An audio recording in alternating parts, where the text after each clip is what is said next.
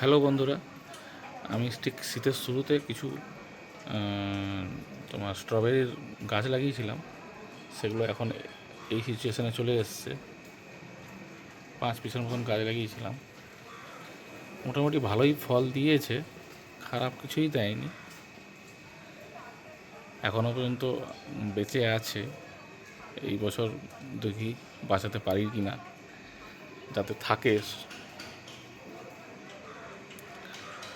আর এই গাছ থেকে আজকে এই ফলগুলো তুলেছি।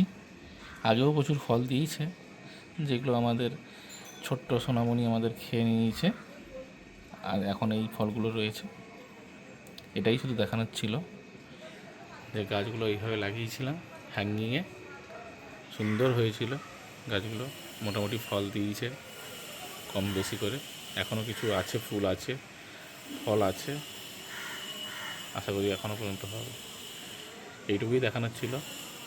Tata, by.